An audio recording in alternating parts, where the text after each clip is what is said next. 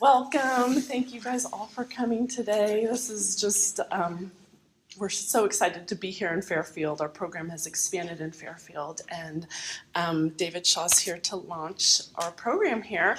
My name's Nicole Newell. I'm the Sustainable Landscape Program Manager for Sustainable Solano.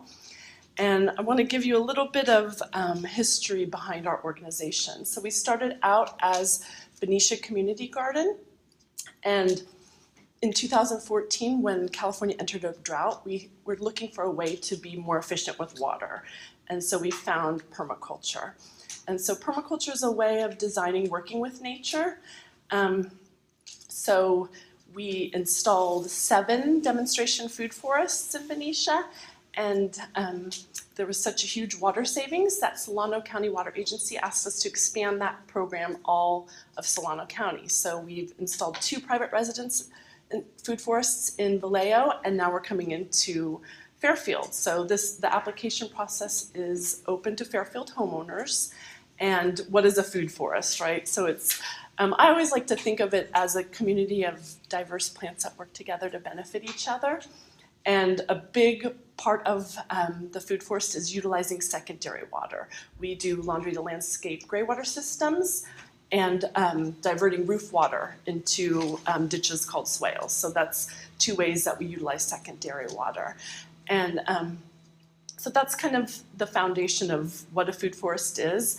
And these are workshops that are open to the public. So the food forest keepers open their home to community workshops, and they get this beautiful garden installed, and through that process, people are volunteering.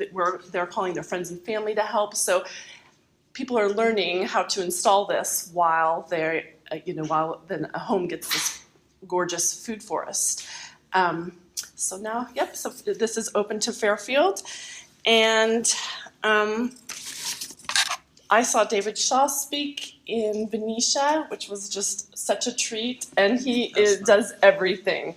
He's just a whole system thinker, permaculture designer, facilitator, educator. I mean, has 2 permaculture centers that he's founded, and but what impressed me the most about him is he really comes from a heart, and he's a real human being. So I just want to introduce David Shaw, and thank you so much for being here, and welcome. Yeah, right on.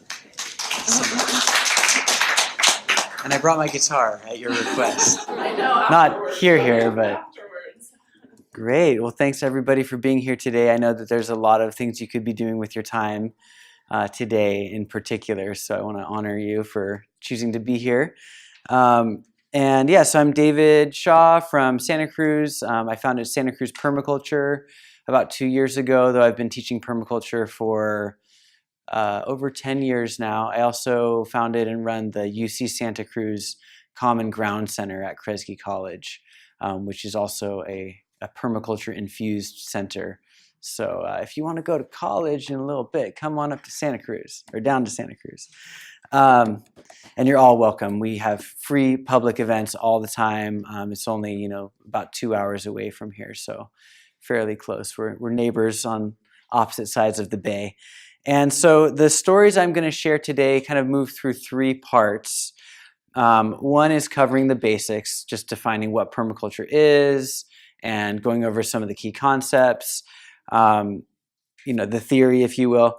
And then 2 is showing the on-the-ground examples, really, getting excited about how permaculture is applied in various parts of the world. And then 3, I was asked to go big picture, and I tend to kind of go back and forth between the details and the big patterns. And so at the end, I wanted just to talk globally about collaboration and about sort of the state of the world as I see it. So here we go. And I think I have to click over here first. All right. So let's go back actually to that first slide. You might wonder why I'm saying beyond sustainability, because sustainability is, such a common term. It's even maybe a little greenwashed and turning into a buzzword.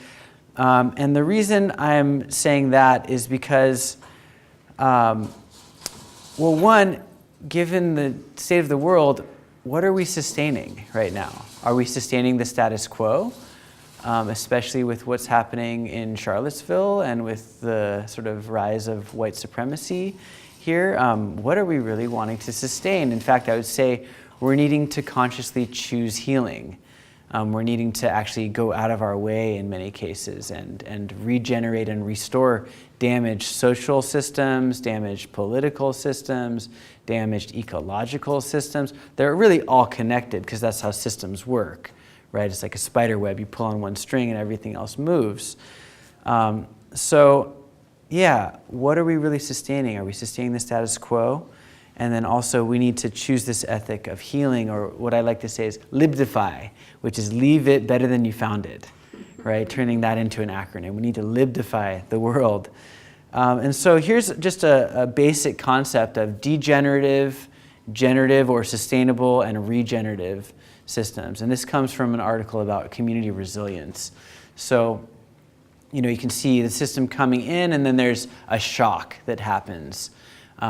Could be a natural catastrophe, could be a man-made catastrophe, some act, affecting a community. Things are in chaos for a moment, and we have a choice. It's like Hurricane Katrina right there. How do we want to rebuild? Do we want to just kind of let things slowly recover on their own? Might take a little while, might be a little degenerative. Do we want to get back to where we were, or can we leave it better than we found it? Can we make it regenerative? I think of degenerative systems as like a car. A car's always going to need a new oil change, new tires. It's kind of always going to be aging. Sustainable or generative is really good. It's like 100%, stuff made from 100% recycled material. But that material cannot be 100% recycled. Typically, it kind of downgrades over time. And furthermore, those recycled products don't improve the factories that they were built in. So oftentimes when we look at sustainable solutions, they're actually kind of degenerative. So we can go the extra step towards regenerative systems, which are, again, leaving it better than we found it. Any system that is creating soil carbon is going to be regenerative because it's going to be constantly sequestering carbon out of the atmosphere and sinking it into the organic matter in the soil. Another example is in a riparian corridor, in a watershed, along a creek, you can take rocks and pile them up in a certain way to make a little tiny check dam.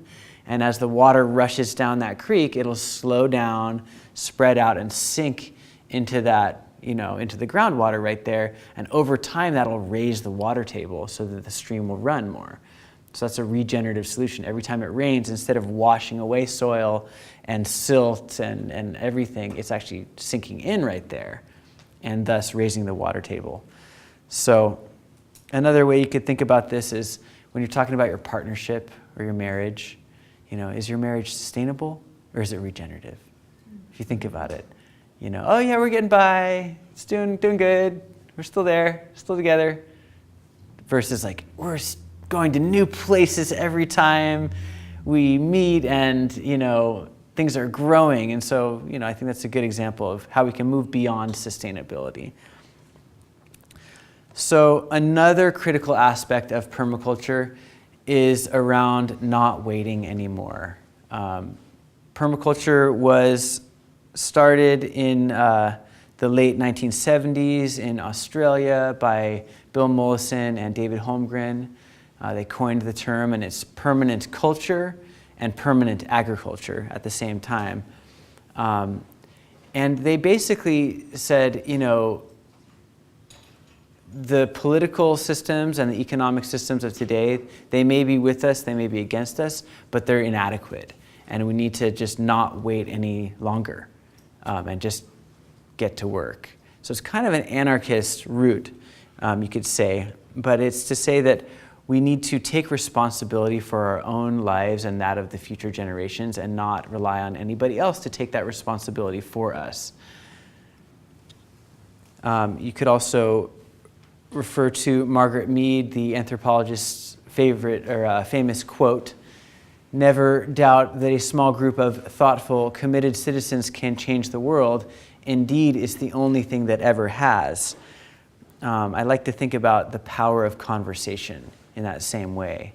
Or if you think about things in the world, everything starts as a conversation, as an idea, right? Everything we've ever created as a species has started as a conversation. And I think of an idea and I say, hey, Christine, what do you think about this idea I have? You're like, oh my God, that's such a good idea. Can you tweak it in this way that might make it a little bit better? We start designing together, and then it's good enough, then we go out and build it. So it's small groups of people having conversations around what really matters to them that then take collective action that changes the world, I believe. So, okay, now the basic theory of permaculture. So as I said, Bill Mollison and David Holmgren sort of coined this term.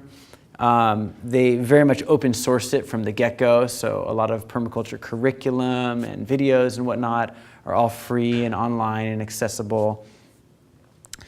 And they were researching patterns worldwide of communities that had good land stewardship and were durable and resilient and long-lasting in their land base, but also politically had governance structures that allowed for peace and economic prosperity. And they were looking worldwide.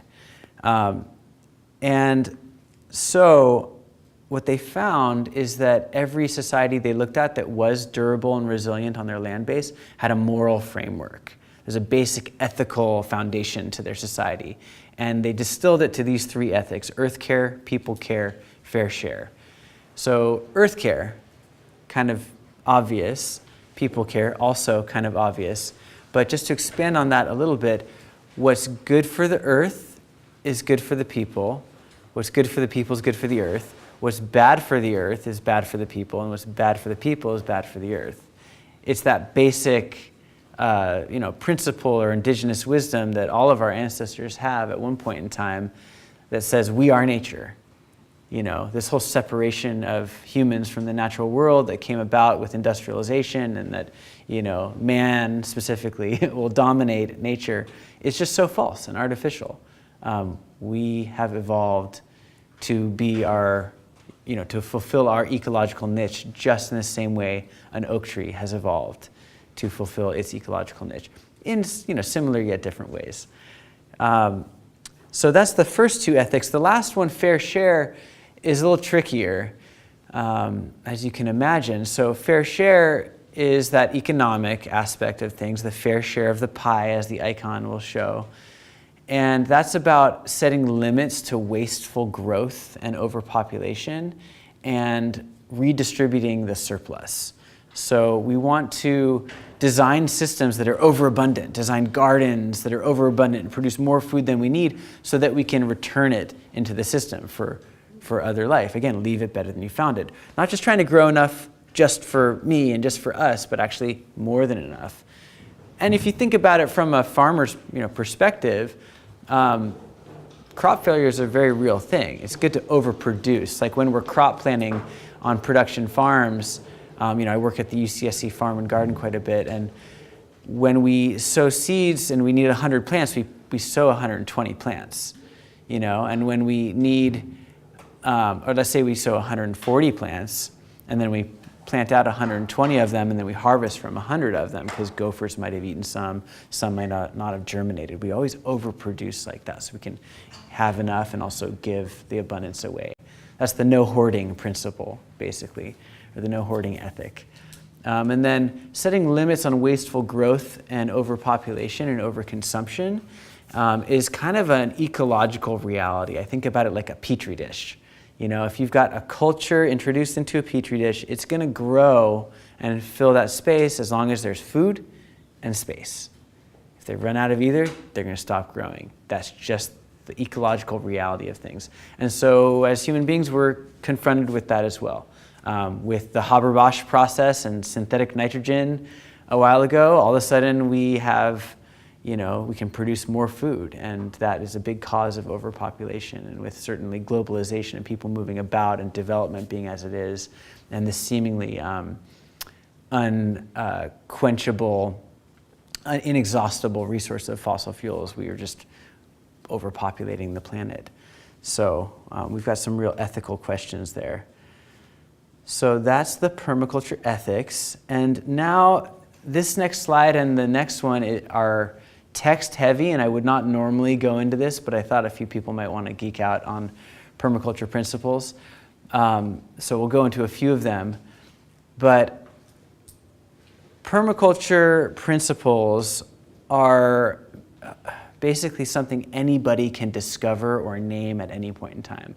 A principle is not something that we got, from the mountain on high. It's really a pattern that somebody can observe in an ecological or social system that you can use to add value to a design. So when you're designing a landscape or designing a business or designing anything, you can look at these principles and say, how might I see this design or this map through this lens of planned redundancy, for example. So let's just unpack a few of these here. Protracted and thoughtful observation. We like to say the best tool of the permaculture designer is the hammock, right? So when you move on to a property or into a landscape or even just walk into a room, it's nice to observe before just coming in and being really loud and imposing a design. Certainly when I walk into a party, I just want to kind of check it out for a second and see who's here. Or when I'm invited onto a property to do a design, I'm gonna, just check in. Where's north? There's the sunrise. Here's the topography. Quick site analysis. And we call that pato, protracted and thoughtful observation.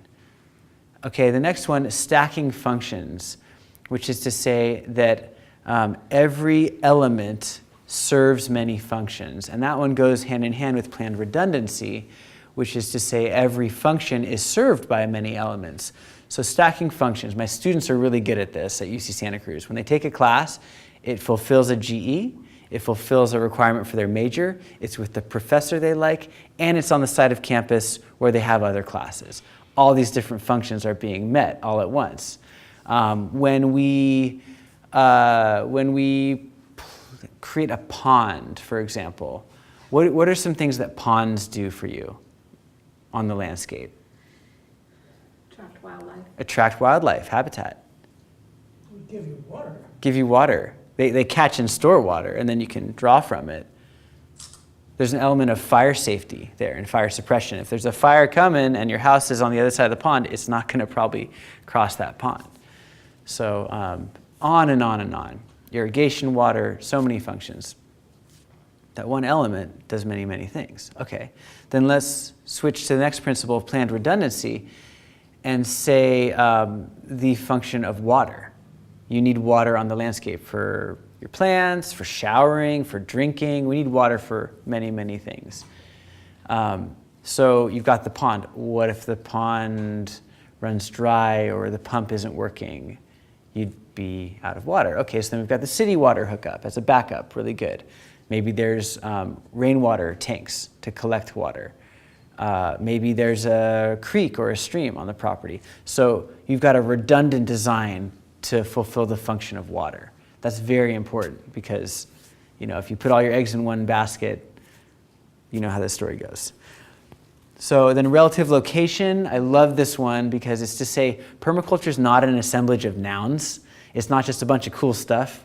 I've got the composting toilet and I've got the pond and the greenhouse and the chickens and the garden and the food forest, like checking all these things off the list. No. It's about how they connect. It's about the verb, permaculture as a verb in the relationships between those elements so that the waste of one system can be the food of the other system. That's the idea here. And then lastly, making the least change for the greatest possible effect. So it's to look for those strategic leverage points in a system. A lot more principles. I'm not going to read them. I'm not going to go into them too much. But I will give one social example, which is in the problem lies the solution, or the problem is the solution. Sometimes people will say it that way. And you've had Pandora Thomas speak with you? Not yet? Okay, so she's a colleague and friend. She co-founded the Black Permaculture Network, lives in Berkeley.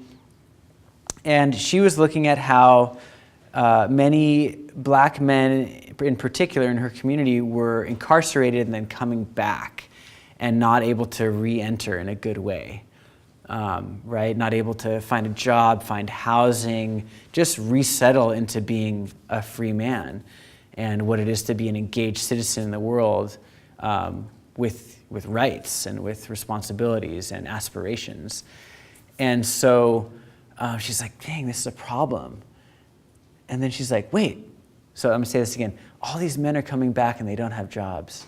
Wait, all these men are coming back and they don't have jobs, right? Just switching the perspective a little bit. Oh, what if we were to train them in permaculture design and in facilitation, in entrepreneurship, and they were to create the green economy and be stewards in their community doing some of the things that Sustainable Solano is doing, for example. And so they have this re-entry program where they run through a permaculture design course, a bunch of other facilitation processes, a lot of personal empowerment, and then they graduate and they feel really good about themselves and they're tooled up and they go out and create change in their communities. So the problem is the solution in some cases. It's a matter of perspective. Okay, great, moving right along. This is the Permaculture Flower, and I love how much it resembles your flower from Sustainable Solano.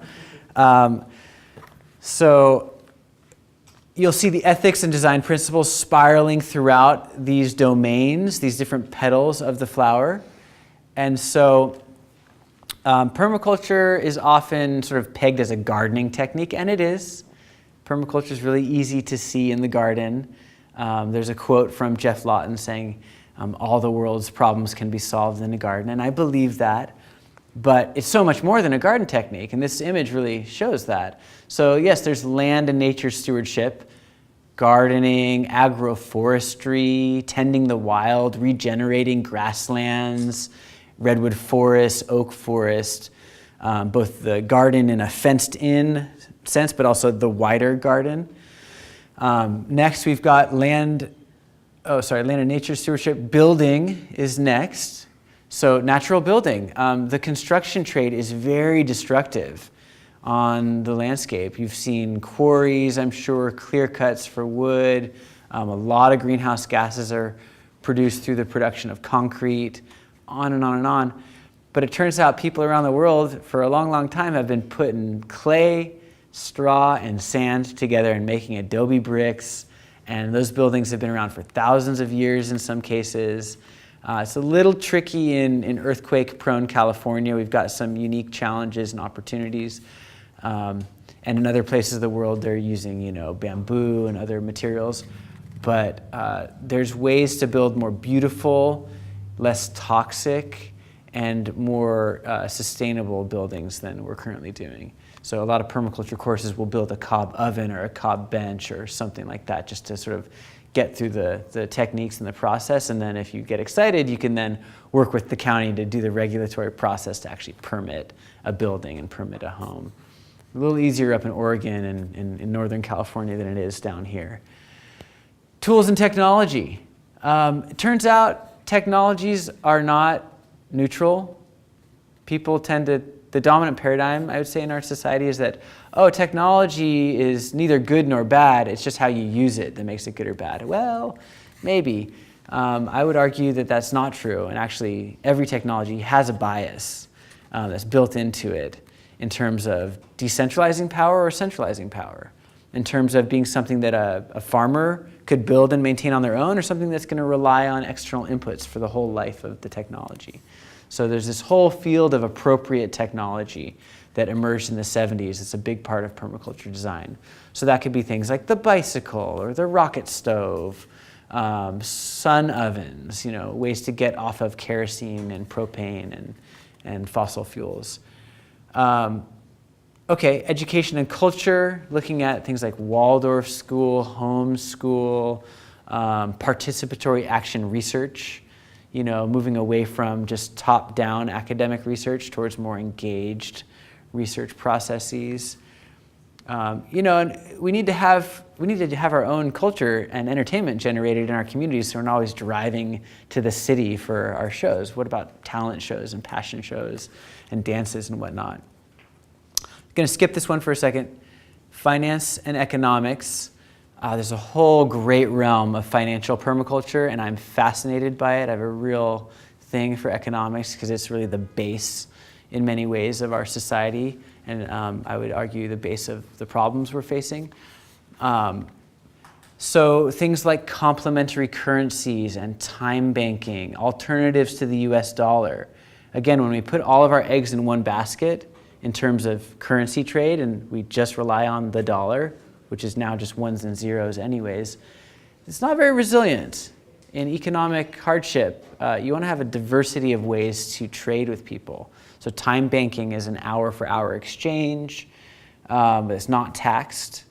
There's complementary currencies, which are tied to the dollar and are taxed, but there's incentives to use them. So, for every dollar you use or you deposit, you might get $1.20 in a local currency. On and on, so much to say there. And then land tenure and community governance, the sphere of rights and governance and decision making. So things like consensus, but also beyond consensus, and sociocracy and holacracy, and land trusts, community land trusts, and ideas around reclaiming the commons, and moving away from just privatization, but towards collective land stewardship and land ownership.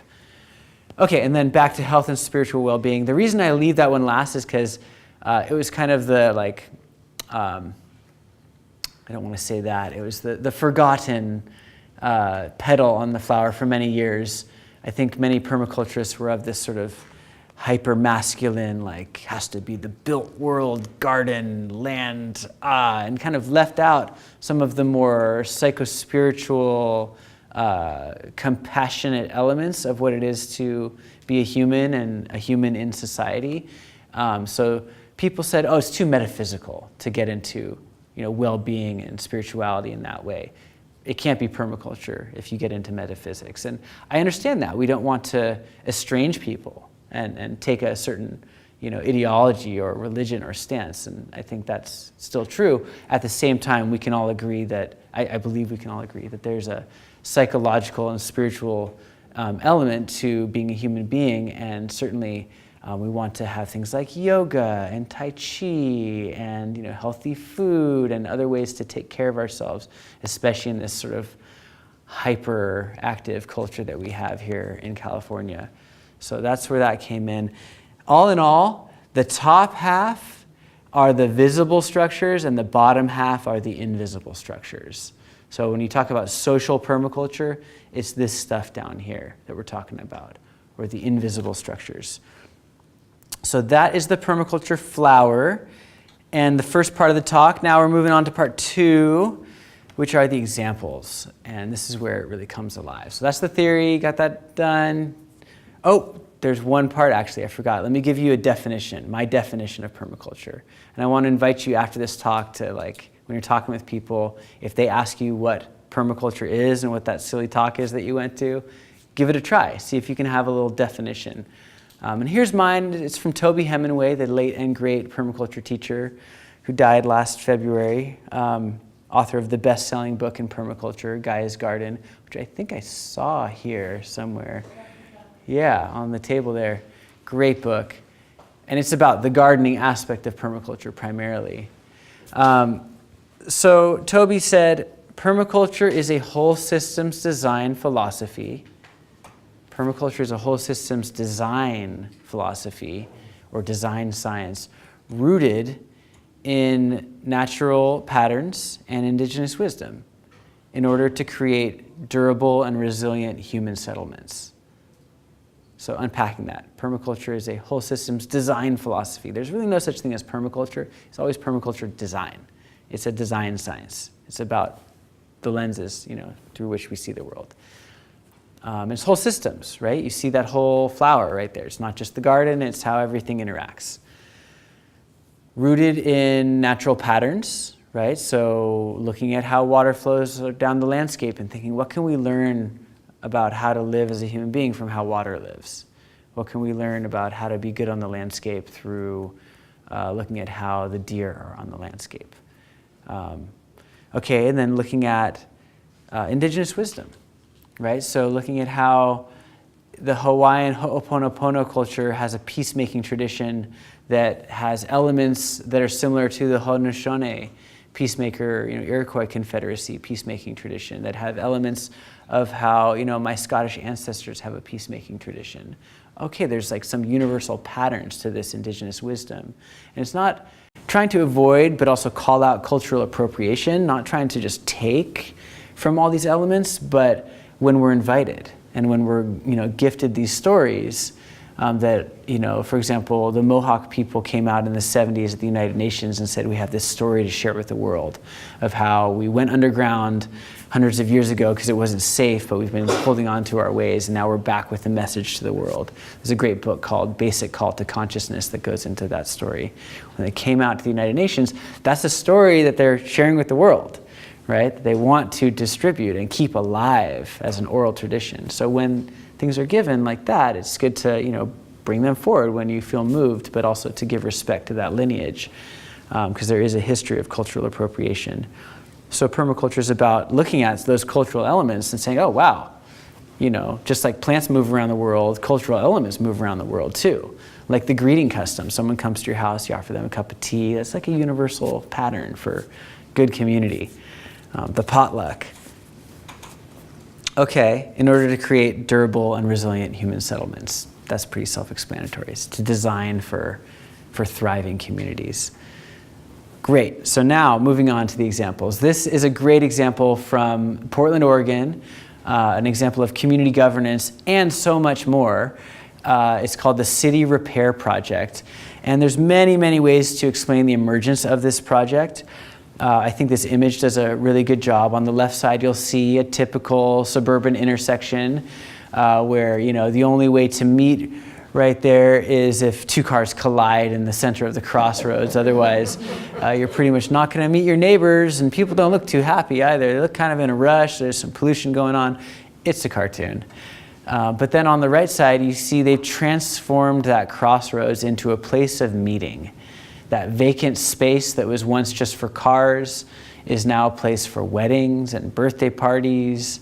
The corners have benches and little free book libraries and 24-hour self-service hot water tea stations and free community newspapers and kiosks and kids' fun zones where the kids feel safe on the streets to come out. So these village commons, such as this intersection on the right, have been designed out of our communities very consciously.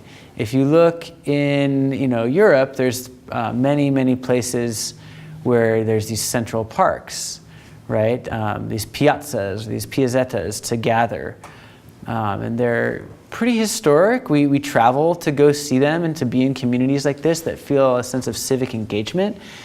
And when sort of North and South America were being developed, in South America, they at least have the Parque Central, right? If you go to a major city throughout Latin America, you'll find in the downtown, there's a central park. There's usually a government building, usually a church, and a bunch of cafes all around the edge.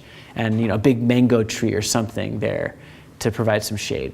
Pretty common. Central Park in New York has this too.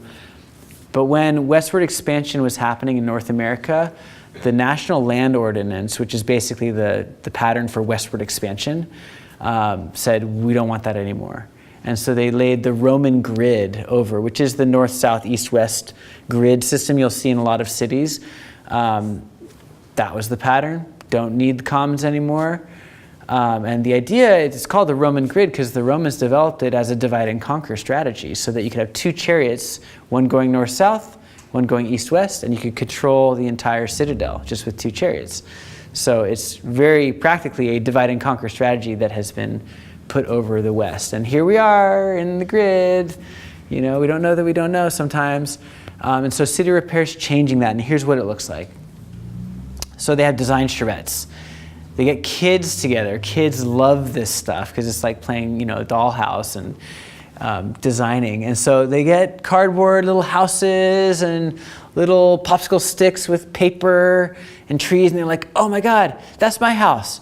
What I've always wanted to have is like a trampoline right here. And what if we had like a slide from the roof over to your garden and then right from there, just get really creative. Just go for it. Take down the fences. Get creative. And then they basically go out and do it.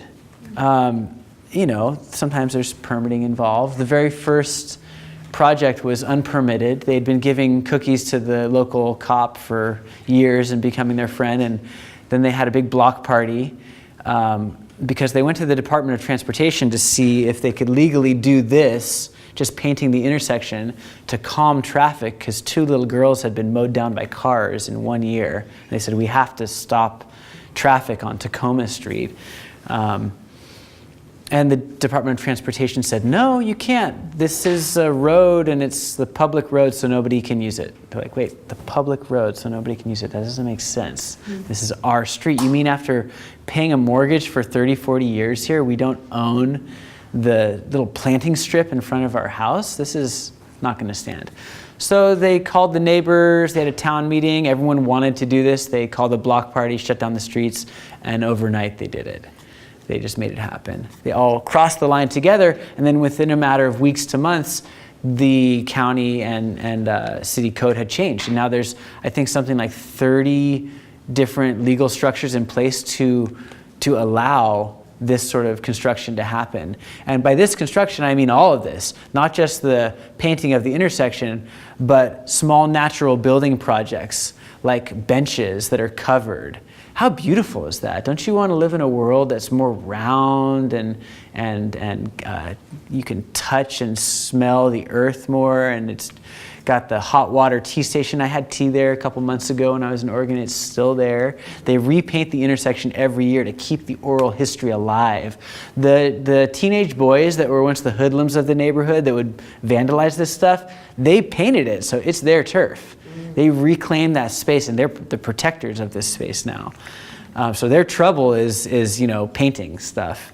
And then they've got tons of big bike parties all over the place, hot tubs and saunas and natural building and on. And that's Mark Lakeman, who's I want to cite as one of the founders, or maybe we could say finder of this. It probably found him as much as he found it. But Mark Lakeman in Portland, Oregon. Okay, another example. The water retention landscape of Tamara. So Tamara's full name is Tamara Healing Biotope 1 in Portugal. It was an intentional community in Germany that wanted to buy a larger tract of land, and they looked around and found this place in Portugal. It was a desert. It is a desert. That whole region, very dry. Been in agriculture for hundreds of years, slowly degrading over time, till it looked like this, right? And they had a plan when they got the land, and I want to invite you also, if you're thinking about buying a property, and especially if you're going to farm it, and you need to make money off of the farm, not just a gentleman or gentlewoman or gentle person farmer, but actually need to make money, I'd advise you to have a plan before you put the money down on the property. And hit the ground running, so to speak, and they did. So they hired Sepp Holzer, the permaculture designer, to design a water retention landscape, and we're going to get into that a little bit more later. I think, Nicole, you're going to follow up and talk about the food forestry and the swales and water harvesting. But this is what it looks like on a larger scale. So just through modifying the geography and the landscape and doing a little bit of earth moving with some heavy machinery, moving some dirt up, moving some dirt down, packing some clay on the bottom to make it less pervious. They have turned this into a year-round, green, cool, wet landscape with fruit trees and food and everything. And that's just the rainwater, right? There's not a well feeding that right there. That's just taking what is given and storing it, and then slowly releasing it out over the year. It's a very inspiring story. They do a lot here around peace and peacemaking as well. It's a great intentional community, but there's a video called Water is Life if you want to see the story of how this was made. Very inspiring. On a smaller scale, on a more home, backyard, Fairfield scale, Santa Cruz scale, we've got berms and swales. So berms and swales or let's say a swale is an on-contour ditch. So on-contour means it's level. If you were to put water in the basin, it would, be level the whole way across, not draining, but just like a pool. And then you take that soil from the ditch and you pile it up next to it, and that's called the berm. So basically what they've created here is they've dug out the swale and taken that soil and piled it up here to create this berm, which becomes a really nice planting surface. This is a berm and swale in progress. It's not going to look like this, once they're done for the day.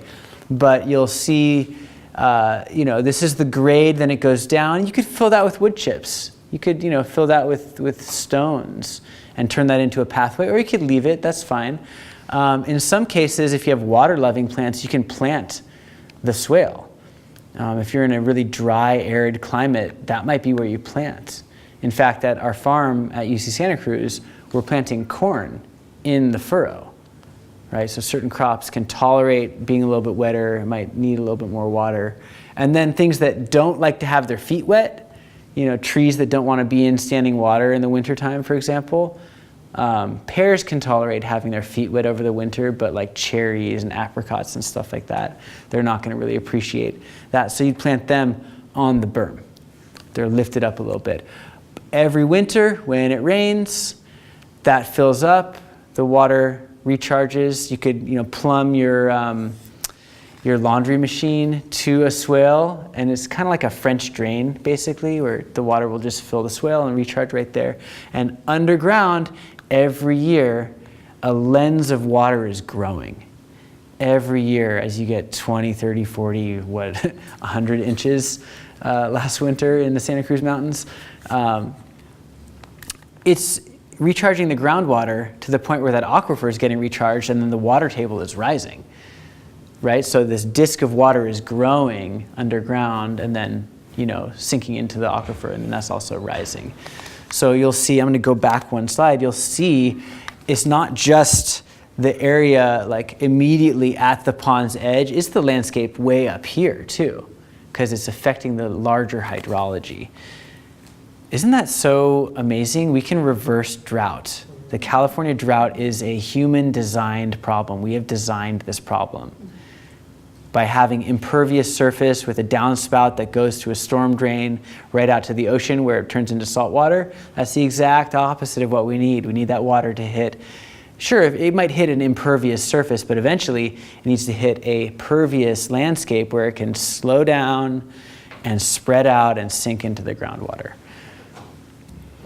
Okay, next example is this notion of forest gardening or food forestry, which I know Nicole's also going to get into more detail about, and I hope you'll all sign up and create food forests in your backyard. They're super fun, they're beautiful, they're really easy to maintain. You've got so much help. It's really impressive what's happening here, so I hope you all sign up. But it's growing like the forest, not growing in the forest necessarily. You don't have to have a big redwood in your backyard to do forest gardening or a whole orchard yet. You can start with a blank slate. So what we're doing is we're speeding up succession. Does anybody know the term succession? Is that a new term?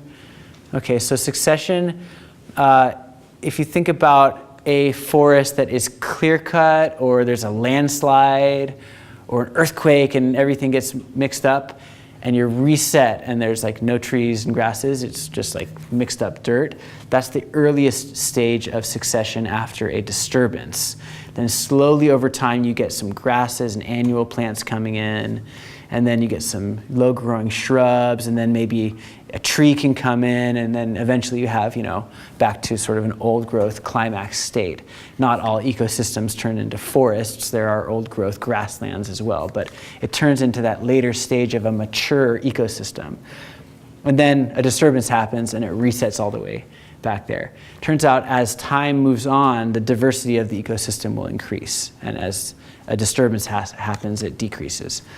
So we could just let all of our lawns go and just slowly let them evolve, and different, plants will come in for a couple decades and then a shrub, or we can speed it up and just design with a tall tree, a small tree, a shrub, something at the herbaceous level, maybe something in the root zone, some vining plants, maybe some ground covers, some fungal layer with mushrooms. I love this image because somebody took the 7-level beneficial guild of the forest garden, which is a really classic image, and they're like, mushrooms, the mycelial layer, and they added in number 8 and put that in. I love that. Right, there's that anarchist tradition of permaculture. But again, you've got the canopy, large fruit and nut tree layer. So you might have a chestnut. I mean, if you have a big backyard in Fairfield, you could have a chestnut. It's large. You might already have an oak tree also. There might be something there already. Providing habitat, providing food. If it's an oak forest, but you don't have an oak tree, you might choose a species that's related to oak as an analog. If you didn't want to plant an oak and you don't really like making, acorn pancakes, you could choose something, related like that. 2 would be the low tree layer, like a dwarf fruit tree, apple, peach, pear, fig. Shrub layer, lavender, salvias, things like that. Currants, raspberries. Herbaceous layer. Herbaceous plants are ones that grow in the growing season, spring, summer, fall, and then die back in the wintertime. So things like comfrey, things like, I already said raspberry, beets, they say, other vegetables. The rhizosphere, the root vegetables, oca, sunchoke, beets, carrots, etc. The soil surface ground covers like strawberries and creeping thyme and creeping chamomile. The vertical layer, we don't typically like to use our trees as trellises, but you can build a trellis and go vertical, and then the mycelial layer, like I said. So that's all well and good in theory. They tend to look a lot like this, which looks beautiful, right? I mean, that looks like the Garden of Eden. You've got citrus trees and lavenders and various flowering salvias, rosemary, art in the garden, a rose plant, another salvia down here, comfrey. There are many, many ecosystem services being fed here. Water retention, carbon sequestration, providing year-round habitat for beneficial insects, not to mention mammals. And you can design, which mammals you want to attract and which ones you don't, to some extent. A garden like this, it might attract some rodents. It might provide habitat for them. So you get to deal with issues like that and design for that. Again, the problem is the solution. Do you have a rat abundance, or do you have a cat shortage? Right? Think about it. What's really happening there? But all in all, this is capturing more sunlight and water than if it was a monoculture. In agroecology, which is a complementary field with permaculture, we talk about the light equivalency ratio, where if you take just a field of corn, or in our course we did broccoli, just a field of broccoli, and look at how much you can produce and what the market value is of it and all that jazz. And then you take that same field of broccoli, and instead of being a monoculture, you interplant lettuce at different densities, right? 1 broccoli, 2 lettuce, 1 broccoli, 1 lettuce, like that. And then you look at the yield, and then look at the market value of that yield. You make more money and grow more food when you interplant, as a general statement. I'm sure not all interplantings work like that, but certainly that one did. And another classic example is corns, beans, and squash, right? The milpa or three sisters, grown everywhere throughout the Americas and now elsewhere as well. You grow more food and can make more money as a farmer in that way. And this takes that concept and really expands on it, especially with perennial plants. So here's another version of edible forest garden or food forest. This is my mentor, Orrin Martin. I want to give a little shout out from UC Santa Cruz. He's been teaching farmers for 40 years out of a place called the Allen Chadwick Garden, which is a 50-year-old food forest, one of the first organic gardens in the United States, started in 1965. And it's got some rows. That last garden was just kind of free-flowing and maybe on contour. This is not on contour. This is actually off contour by design, but we don't have erosion problems. But you've got a row of trees and then an alley crop, and that looks like lettuce right there. That apple tree here is probably too big now to have a vegetable crop underneath. But when it was young, I bet for the first 3 or 4 years, it had, in the wintertime, a huge crop of garlic. And then when the tree was young, even in the summertime, we probably had peppers underneath it.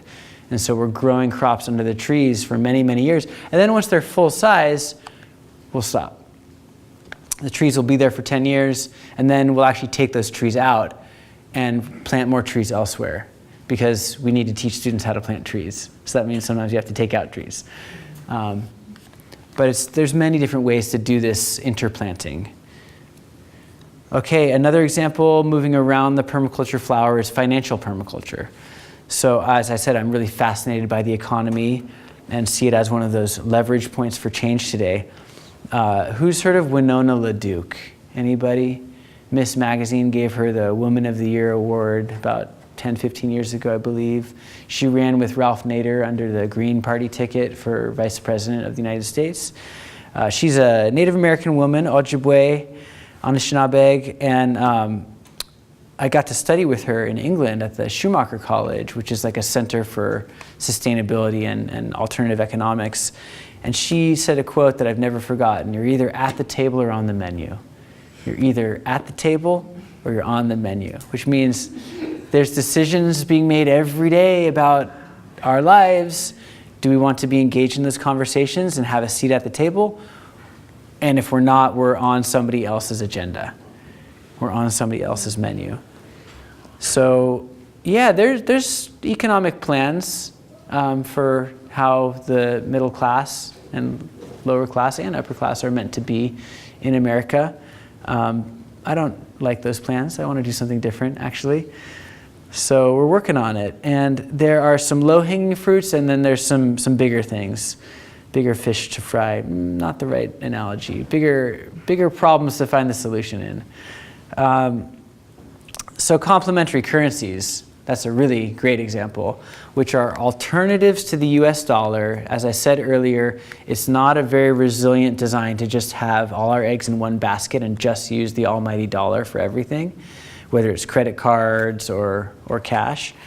And so there's many communities. There's the Ithaca Hours in Ithaca, New York. There's the Berkshires around Boston, Western Massachusetts, actually. And then locally, we have the Baybucks, which is new. I am really excited to plug in with these folks. We had a complementary currency thing starting in Santa Cruz, and when I spoke with the founders of it a couple years ago, they said they're not doing it anymore because we got Baybucks now. So we're working on a more regional scale. And instead of explaining it myself, I thought I would just hit the play button. Unfortunately, we couldn't figure out the audio, so if you're in the back, I want to encourage you to come closer. How does the Baybucks Business Trade Exchange work, and how will it help my business? Is your cash flow tied up in extra inventory? Do you have idle capacity or unbilled hours expiring worthlessly? Are you discounting prices in the hopes that the economy will somehow turn around? Across the Bay Area, many local businesses are struggling with these same problems. Unsold items and extra capacity often cost them money. They steeply discount their inventory while costs continue to rise. But what if there was a way for all these local businesses to collaborate, form a network, and trade the things they have for the things they need? Baybucks brings together local businesses and helps them to do just that. Turn their excess inventory or time into an asset. When you use Baybucks, you are no longer constrained by the lack of cash.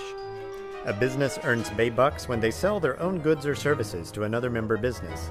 They can then use the Baybucks they earn to buy from any other business on the network. They do not need to buy from the business that purchased from them.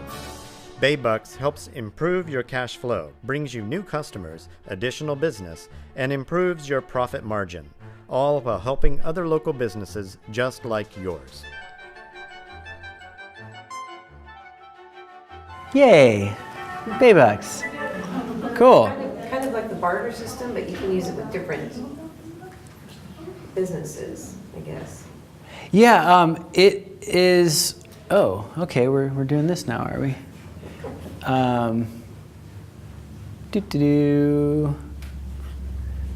So it is a dollar for dollar exchange. You take $10, you go to the Bay Bucks, and then you get 10 Bay Bucks. And I'm not going to get into the details because we have other material to cover, and also I don't want to do it injustice. But essentially, that video was for business owners, not for consumers. So it was kind of geared in that direction.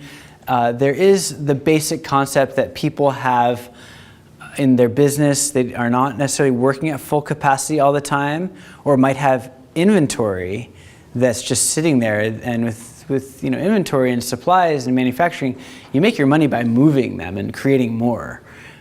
So you want to get rid of it and make some more and reproduce.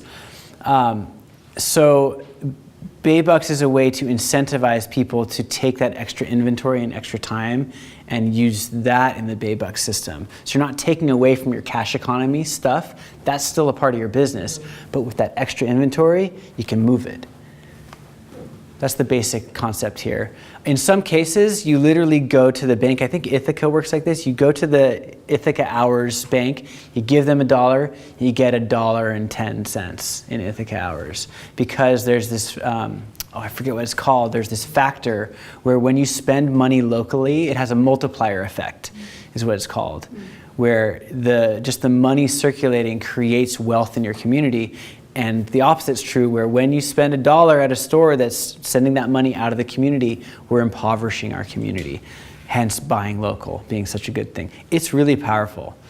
I'm not saying it's going to change all the world's problems just to localize everything, but wow, a lot of the problems we're facing have to do with globalization and economic globalization. And when we turn towards the local, we can have a lot of power and solutions.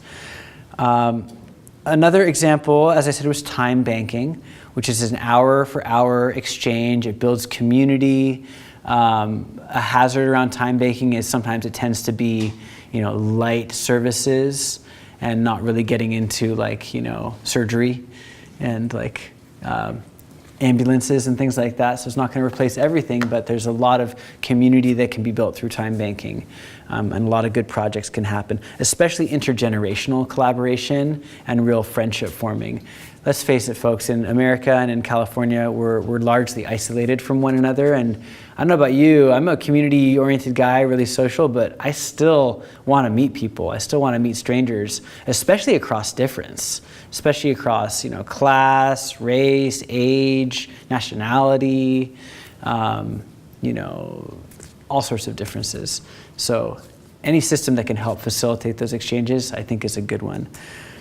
Another thing, kind of going big picture, is to look at alternative indicators like the Gross National Happiness Project in Bhutan. Right? Here we have the gross domestic product as our economic indicator. In Bhutan, they've developed a way to measure the economic activity in a much more holistic way with many different pillars and indicators, not just how much money you make and how much you spend. We are offering a new certificate program through Santa Cruz Permaculture next year that is a certificate through the E.F. Schumacher College in England that we are offering locally. It's a year-long program. We might shrink it to 9 or 6 months to work with some leading scholars in alternative economics and hear some lectures and get inspired, and then to do real on-the-ground projects in the Bay Area, creating small businesses, but also moving this alternative sharing gift economy forward through on-the-grounds projects. So if you're interested, you can sign up in the back, and I'll send you more information when it launches next year. Okay, another example, tools and technology. This is Aprovecho Research Center in Cottage Grove, Oregon, and they have the Burn Lab where they're affiliated with the Burn Lab, I forget. But in any case, they research cook stoves. Turns out many people in the world cook by fire still and really prefer it as the main cooking method. Get to sit around the fire. There's a real culture about it. I don't know about you, but I love cooking over a fire. And so they're looking at what are the most efficient ways to do that? What are the smoke-free fires, that are healthier in the kitchen? How do we get the most energy from the wood to the pot, to what we're cooking with as little smoke as possible. So one technology is the rocket stove. This is a J stove, where it's got a really tall chimney and this upward facing firebox. And they're using kindling right here instead of big logs, and it produces a lot of heat. They've even commercialized it and made these. I'm sorry, the contrast isn't very good, but that's basically a tin can. You know the big coffee tins, the number 10 size, like Folgers cans? You can get them from any food service provider. If you go to a dining hall at a university and look in their recycling, they're just gonna be full of those cans. You can cut them up and put them together and make a really fuel efficient backyard stove. And I'm just saying, it's good to have these around, because there are many places in the world where rolling blackouts are already a thing. I don't know if anyone's old enough to remember this. I certainly am not, but the Arab oil embargo, right, when it was hard to get gasoline for a little while in America, that's happening in many places in the world.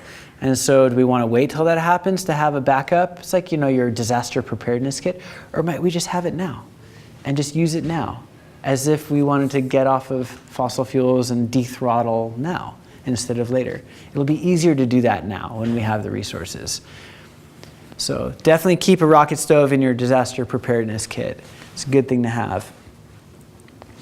This next slide is a cob bench. It's a radiant heating bench that I helped build at my friend John Young's place in Bonnie Doon in the Santa Cruz Mountains.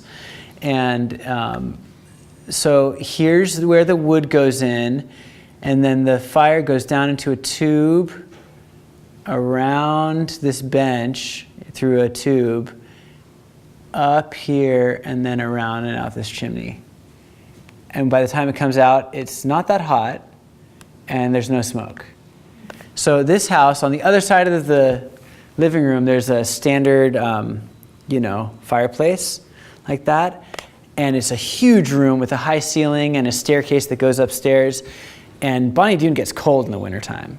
A lot of frosty mornings. And we would throw cords and cords of oak and madrone and really good dry wood in there to have a fire, and it would never heat the house. It was always cold. The heat just went right up to the roof, and then the fan would hit it and it'd go up the staircase, and it was never warm. And so we built this, and it's a radiant heater where, because the heat goes through here and then back out, and because this bench is cob, it's earthen, and it's got all these nice river rocks down here, it sucks up that heat and holds onto it and radiates it out through the night. So this thing's just like a big furnace all night long. You just lie down on it and you just want to go right to bed. We had it covered in sheep skins and really like nice, soft, fuzzy things.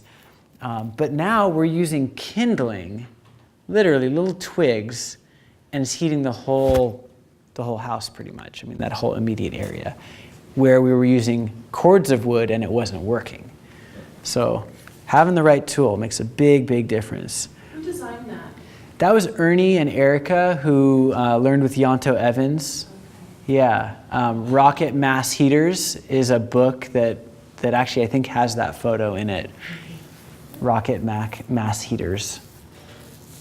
Okay, so natural building. That was natural building too, but here's another example of a building. This is Linda Evans's house from the Cobb Cottage Company, also in Oregon. And she wanted to demonstrate the feasibility of a mortgage-free starter cob home. That cost $10,000. A couple without construction experience can build this for under $10,000 in 1 year. It's not the biggest house. There's other examples, but she wanted to show, what could be possible. Living roof, beautiful, right? Smells good. Cement buildings, like the UC Santa Cruz Library where I work, they off-gas for like decades. The cement smells really bad. This smells like dirt. It smells good, It's very cool on a hot day. It's very warm on a cold day. Very insulating. And I mean, they're not all linear. They're round. And there are buildings in Devon, England, and very cold and wet parts of the world that are hundreds of years old, right? So people always say, oh, cob is going to rot. Well, if you actually build it with a nice overhang and you make sure that the wall can breathe, because it can get wet, the wind can come sideways, but then it also gets dry, right? It also wicks out the water. That's a very important thing. You know, in Oregon, if you have a house in the woods in the shade and you're not in it for a long time and no one's there to like keep a fire going, things will mold. And that'll still happen here. You still have to be there and tend to it. It's not solving all the world's problems, but it certainly is adequate as a normal house would be. Okay, moving around the permaculture flower now to broad acre, broad scale permaculture, thinking big picture. Because a lot of times people think permaculture is just a city folks thing, just for us city folks to, you know, solve the urban problems. It is that, but it's also looking at larger ecosystems. So there's a farmer up the coast from Santa Cruz, Donegal Markegard grass-fed beef. There's also Sally Calhoun down in Piscines. Donegal has land up here in Sonoma and Marin up here-ish. And they're doing what's called holistic management, which is grazing cattle in a very different way than we're used to.